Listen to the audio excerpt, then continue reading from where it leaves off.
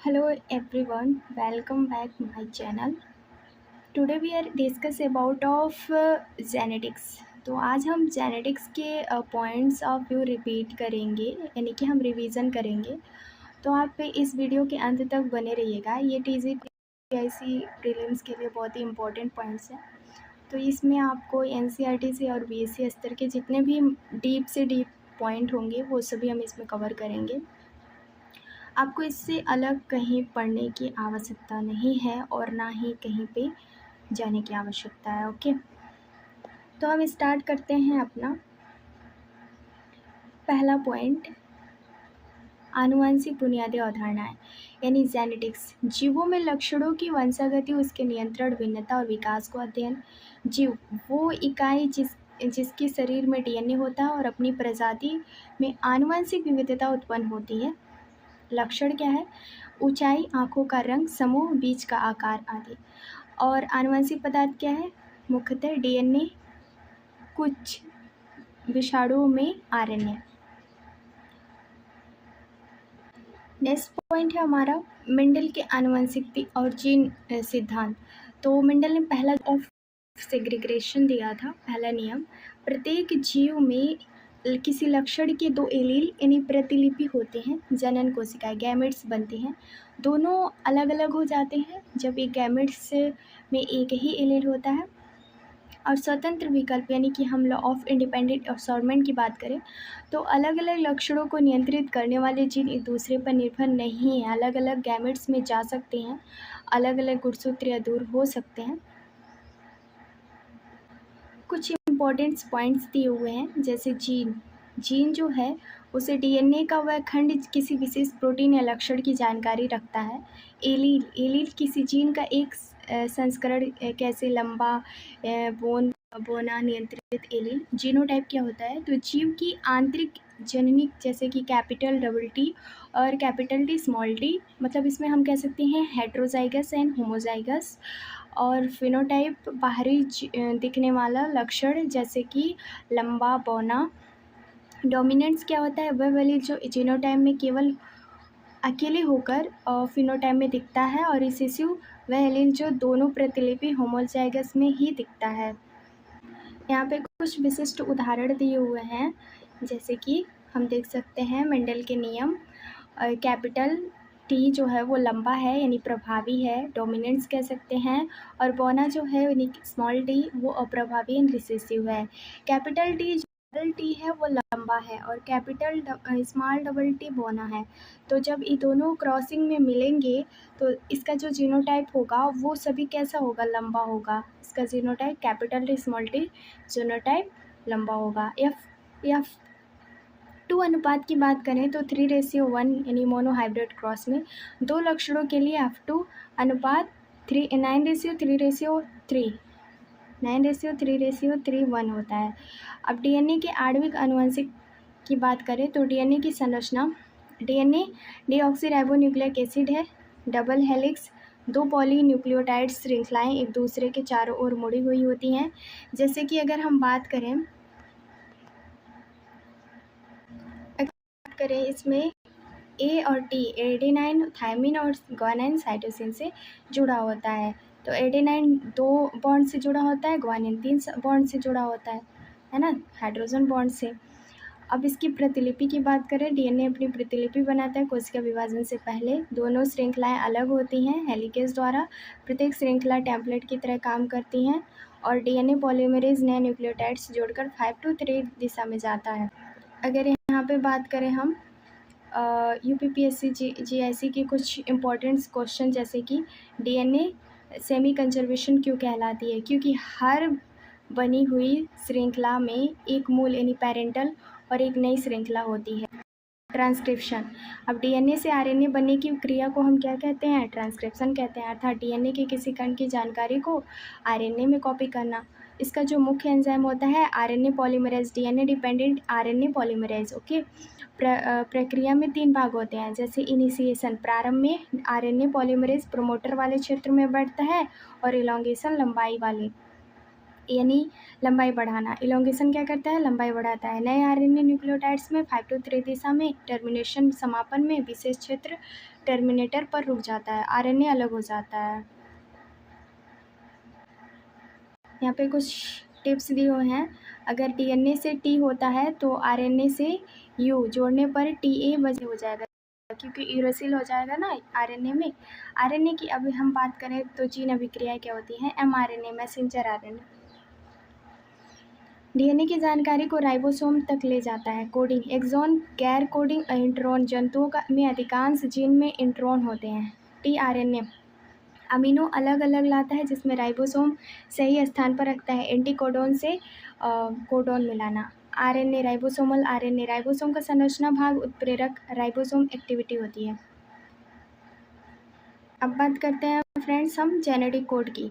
तो genetic code की विशेषता यह है कि कोड ट्रिपलेट 3 न्यूक्लियोटाइड्स एक अमीनो अम्ल होता है। 61 कोडॉन अमीनो अम्ल को कोडित करता है। 3 स्टॉप कोडॉन में यू यानी कि 3, इनमें से कौन सा स्टॉप कोडॉन है। तो स्टॉप कोडॉन में अगर इन तीनों में से कोई एक ही दिया रहेगा तो UAA, UAG, UGA अनुवाद को रोकते हैं, ये स्टॉप कोडॉन होता है। प्रारंभ में अगर ए रहेगा तो एक ही होगा, AUGA जो होता है मेट म्यूथोनिन कोडित करता है। अभी LT ग्रेड में ही आया था क्वेश्चन। और स्टार्ट कोडॉन भी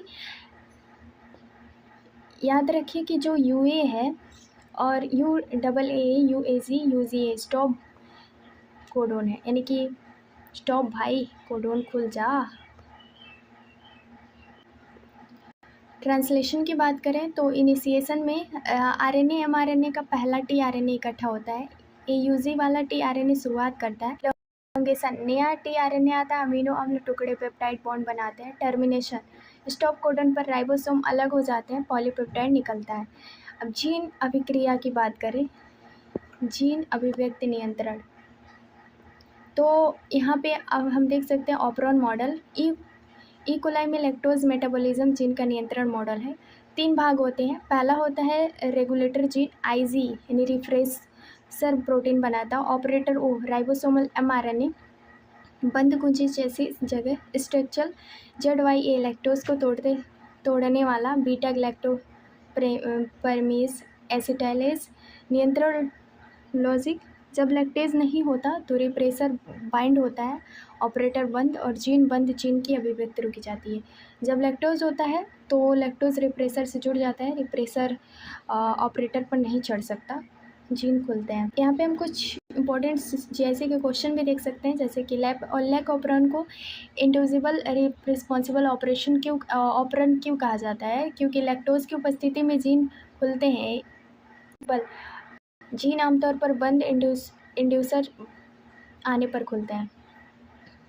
यहाँ पे कुछ इंपॉर्टेंट पॉइंट। म्यूटेशन, एक या कुछ न्यूक्लियोटाइड्स बदल जाते हैं। Sickle cell anaemia, HBS, beta globin chain से एलील बदलना। ग्लूटामिन एसिड में बदल जाता है लाल रक्त कोशिका, सिकल सेल एनीमिया का आकार। फ्रेम शिफ्ट म्यूटेशन क्या होता है, न्यूक्लियोटाइड जोड़ना या हटाना, बाकी कोडोन का पढ़ने का ढंग बदल जाता है। क्रोमोसोमल एवर्शन यानी गुणसूत्र विसंगतियाँ। डिलेशन डुप्लीकेशन, इन्वर्जन ट्रांसलोकेशन, गुणसूत्र टूट जाते हैं, अक्सर जीन संबंधी दोष हो जाते हैं। यहाँ पे हम कुछ पॉइंट्स देखेंगे, UPPSC GIC से और TGT में भी पूछ सकता है मैचिंग वाले क्वेश्चन में। तो सिकल सेल एनीमिया जो होता है ऑटोसोमल रिसेसिव है। Beta globin gene HBB, cystic fibrosis autosomal recessive है, CFTR जीन। हीमोफिलिया जो X लिंकेज रिसेसिव होता है और X गुणसूत्र पर factor gene. Colour blindness X linkage recessive होता है, X गुणसूत्र पर कोन सेल जीन। ध्यान देने वाली बात है कि X लिंकेज जो होता है रिसेसिव विकार पुरुषों में अधिक देखने को मिलते हैं, क्योंकि इसके पास सिर्फ एक ही X होता है। तो हम हीमोफिलिया जो होता है वो पुरुषों में होता है। यहाँ पे कुछ इंपॉर्टेंट्स क्रोमोसोम विकार दिए गए हैं, जैसे कि मानव क्रोमोसोम संख्या यानी 2n46 थोड़ी एक लिंग गुणसूत्र होती है, हम समझ सकते हैं। जैसे कि मादा 44 + XX, नर में 44 + XY होता है। लिंग निर्धारण, बच्चे को माँ से हमेशा X, पिता से X या Y मिलता है। यदि पिता में इसे Y आता है, नर XY आता है, X आता है तो मादा होगी। है ना। अब इसमें कुछ प्रसिद्ध रोग भी हैं, जैसे कि डाउन सिंड्रोम। ट्राइसोमी कितनी क्रोमोसोम होते हैं? 21 होता है। 47 plus 21 trisomy genotype 47। Down syndrome 47। Turner syndrome मादा में एक्स की कमी होती है 45 और एक्स। क्लीन फैक्टर सिंड्रोम नर में एक अतिरिक्त एक्स होता है 47 XXY। अब हम जनसंख्या जेनेटिक्स की बात करें, हार्डी वेनबर्ग एजीआईसी के लिए बहुत इंपॉर्टेंट है। हार्डी वेनबर्ग प्रिंसिपल जो होता है, आदर्श जनसंख्या में एलील और जीनोटाइप आवृत्ति एक दूसरे के निश्चित संबंध में रहती है यदि यदि न तो चयन हो, न उत्परिवर्तन हो, न जीन प्रवाह, न दुर्घटना आधारित अनुगम, यानी जेनेटिक ड्राफ्ट सूत्र हो। तो अगर हम यहाँ पे देखें, यदि P A की आवृत्ति Q A की आवृत्ति हो तो P प्लस Q 1 होगा। P square plus 2PQ plus 2 square 1 होगा। PQ allele A homozygote, P2PQ heterozygous, Q square allele A homozygote. यह सूत्र अक्सर कैरियर फ्रिक्वेंसी निकालो, इनकी क्वेश्चन आता है, पर इसमें क्वेश्चन को थोड़ा सा मल्टीपल स्टैटिकल्स टाइप्स से पूछता है।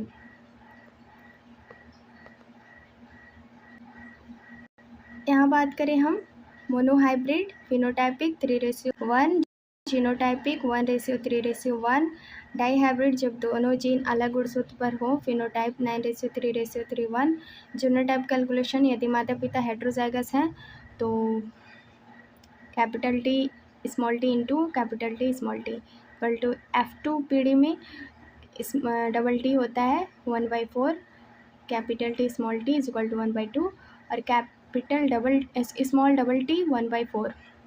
पेडिग्री के अनमोल की बात करें तो पेडिग्री में लक्षण एक पीढ़ी से उछालकर अगला लगाकर छिपा रहे। अक्सर रिसेसिव ऑटोसोमल होता है, माँ में बेटी तथा जोड़ी नहीं होती, बस बेटों में ज़्यादा होती है, अक्सर एक्स लिंकेड रिसेसिव होती है। तो हमने जेनेटिक्स के सभी पॉइंट लिए। Thank you for watching this videos. Thank you.